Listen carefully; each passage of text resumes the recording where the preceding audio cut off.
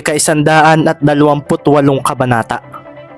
Kumakawala ang malakas na hangin na nagmumula sa kalangitan at makikita nga ang paghinto ni Escanor dahil ang nasasakupan ng Hell Region ay makikitang lalampasan na nila. Isang tawag nga sa kanyang isip ang biglang nagpatigil sa kanya at nang magsalita ito ay dito na nga siya napaseryoso. Pinunong Escanor, masamang balita. Ang kampo natin kasalukuyang tinutupok ng apoy. May kung sinong kalaban ang... Naputol ang pagsasalitang iyon sa isip ni Escanor at pagkatapos noon ay dito na nga siya napatingin sa lahat ng demons na kanyang isinama rito. Anong nangyari Pinunong Escanor? Tanong nga ni Leo at napakuyom si Escanor. Sinalisihan tayo ng kalaban. Winawasak na ang kampo natin ngayon sa grave. Sigaw ni Escanor at ang lahat ng mga demons na kasama niya ay napaseryoso. Pero iniwanan natin si Piero para magbantay. Siya ang padalawa sa pinakamalakas ninyong Vice General. Sabi nga ng isang demon na katabi ni Leo. Babalik ba tayo? O sasalakayin na natin ang Hell Region?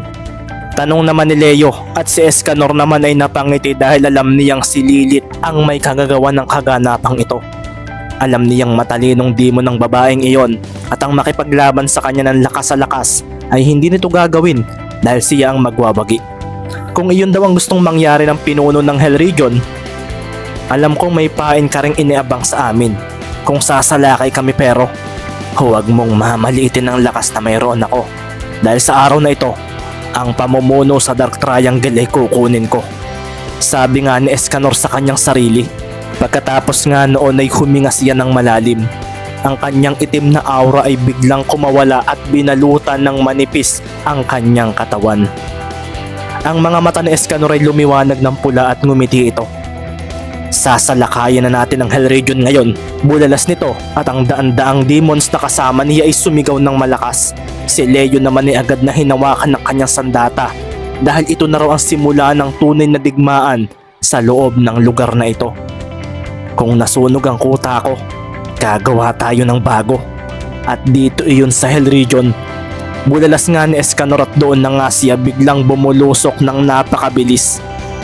Mula naman sa loob ng Hell Region ay agad na nagpadala ng mensahe ang isa sa mga demons na nagmamasid mula sa unang isla na madaraanan ni Escanor. Isang maliit na ngiti naman ang sumilay kay Lilith na kasalukuyang lumilipad sa ere ng oras na iyon. Ngayon nga ay pupunta siya sa gitna ng Dark Triangle. Tingnan natin ang magagawa mo Escanor kung papakawalan ko ang isang mabangis na halimaw ng mga demons na matagal nang nakakubli at tanging si Magnus lang ang nakakapagpasunod. Sabi nga ni Lilith at bigla na lang siyang pumasok sa isang maitim na kaulapan na nahaharangan ng malalakas na kidlat. Ang demon item na dala ko ang gagamitin ko at kailangan kong magawa ito ng mabuti. Kaso ngayong nakakuha ako ng dugo ng apo ni Magnus, walang dudang susundin na ako ng nilalang na ito sa anumang iutos ko. Dagdag pa nga ni Lilith sa kanyang sarili. Nang umalis si Magnus at lumabas ng Dark Triangle, ay ikinulong nito ang halimaw na ito at ilang taon na niyang sinusubukang kontrolin. Kaso, kahit pa kapatid niya si Magnus, ay ayaw nitong sumunod sa kanya. Lumapag si Lilith sa isang isla na walang kahit ano, maliban sa sementadong lugar na nasa gitna nito. Makikita nga rito ang isang selyo na hugis at sulok at sa gitna nito ay makikita ang isang tila mata na kung saan ay may nakaangat doon na maliit na patungan. Sa ibabaw nga noon ay makikita ang isang kamay na may hawak na kung ano. Ito ay ang pansampung demon item na dito lang makikita. Ang lugar na ito ay hindi mapupuntahan ng sino mang demon maliban na lang kung siya ay nagmula sa angka ng Drole. Hinawakan ni Lilith ang demon item na naroon at pagkatapos noon ay ang bigla niyang paglalaho na tila ba nilamon siya ng lugar na ito papunta sa ibang dimensyon. Mula sa unang depensa ng Hell Region, makikita nga ang pagdating ni Escanor at sa paglapag niya roon ay dito na nga niya pinakawalan ng isang malakas na presensyang itim na tumagpas ng katawan ng lahat ng mga demons dito. Wala akong oras para makipaglaban sa mga may hinang demon ng lugar na ito. Nasaan si Lilith? Nagtatago na naman ba siya? Pwes, hindi ka na makakapagtago sa pagkakataong ito. Bulalas nga ni Escanor at nang ilapag niya ang kanyang palad sa lupa ay bigla na lang nayanig ang paligid at ang mga demons ng grave na nasa ere ng oras na iyon ay napaseryoso dahil biglang sumabog ang islang iyon kasabay ng paglipad sa ere ni Escanor na may pagnisi pa sa kanyang labi dahil ang kanyang pagpapainit ay kanya nang sinimulan. Wala na nga siyang pagtitimping gagawin. Kung wala si Lilith sa sentro ng rehiyong ito, wala na siyang babalikan kundi ang pinaslang nating mga kasamahan niya. Kasunod noon ay ang paglipad ng mabilis ng mga demons na lalong kumakawala ang malakas na itim na presensya. Ang mga sumunod na isla sa naunang nagunaw ay napahanda dahil sa mga sandaling ito, nakakaramdam na sila ng tunay na panganib. Saan kaya itinago ng Lilith na ito ang mga batang iyon? Tanong pa nga ni Escanor sa kanyang sarili habang mabilis silang bumubulusok papunta sa sunod na isla na kanilang natatanaw mula sa ere. Ikaw na ang bahala sa islang iyan, Leo. Sabi nga ni Escanor sa nakasunod sa kanya na isa sa mga vice general niya at sa pagbulusok nito pababa ay doon na nga nayanig ang nilapagan nitong lugar. Huwag ka nang magtitimpi, hindi gaya ng ginawa mo kanina. Sigaw pa ni Escanor at nang marinig ito ni Leo ay doon na nga niya hinugot ang kanyang espada at winasiwas ito sa hangin ng napakabilis. Buong lakas na sinuntok ni Beast ang pader kung saan sila nakakulong ni Speed, subalit walang nangyari. Bagkus ay nakaramdam pa siya ng sakit sa kanyang kamao nang gawin iyon. Ang rehas ay hindi nila magawang sirain dahil tila hinihigop nito ang lakas nila kung kaya sinubukan naman ni Beast kung mawawasak niya ang pader na gawa sa bakal kung ito ay pagmamasdan. Mukhang hindi tayo basta makakaalis dito, maliban na lang kung may tutulong sa atin mula sa labas. Sabi naman ni Speed na patuloy na inoobserbahan ng loob kung nasaan sila. Umaasa siyang may makikita siyang isang maliit na bagay na pwedeng makatulong sa kanila upang makaalis dito. Kung ang kapangyarihan ay walang magagawa, sa ganitong sandali ay ang utak ang kailangan nilang paganahin.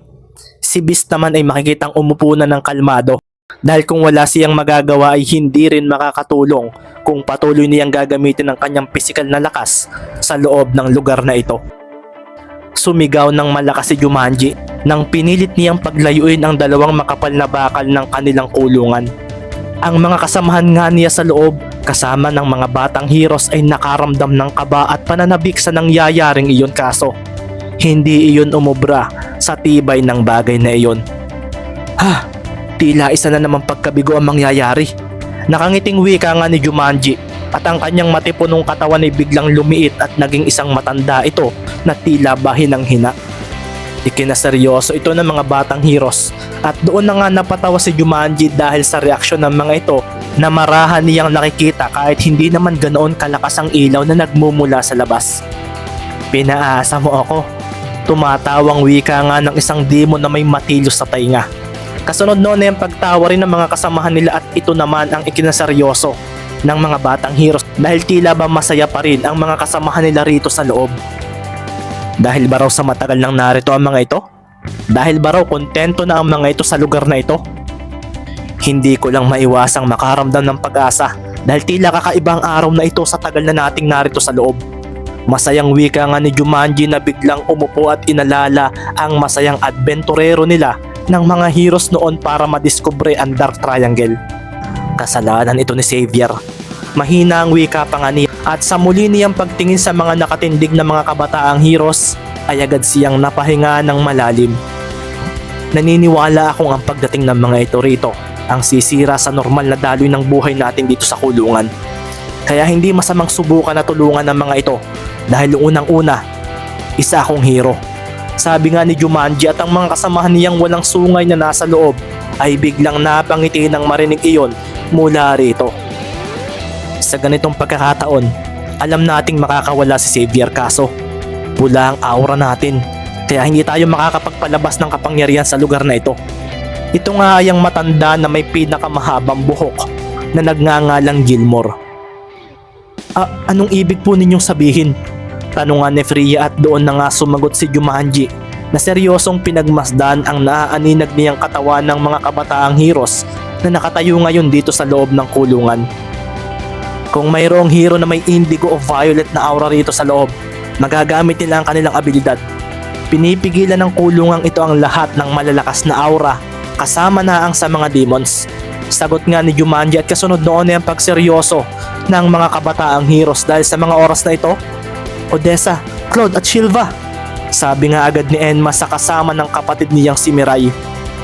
Ang mga nakaupong demons at matatandang hero sa loob ay biglang napaseryoso nang ang lugar ay nagliwanag nang ang tatlong mga kabataang narito ay kumawala ang mga aura. Kulay indigo ito at doon na nga dahan-dahang napangiti si Jumanji sapagkat ang pag-asang dala ng kakaibang araw na ito ay tila nangyari na ng dahil sa dumating na mga bihag dito. Kung ganoon, may mga heroes na rin pala na kagaya ni Xavier. Sabi nga ng isang matandang hero na panot ang buhok. Dito na nga rin tumawa ang isang demon. Wasakin ninyo ang kulungang ito at kapag nakalabas tayo rito, sisiguruhin naming ang kaligtasan ninyong lahat ay magaganap. Ito nga ay ang demon na may matilo sa tainga na nagngangalang Ulti. Ang isa sa mga demons na sumama sa pag-aaklas noon sa Demon Lord na si Magnus. Dito na nga rin nagtayuan ang lahat ng mga narito sa loob at naghanda ng kanilang mga sarili dahil sa sandaling makawala sila rito, ang pagbawi kay Lilith ay magaganap na.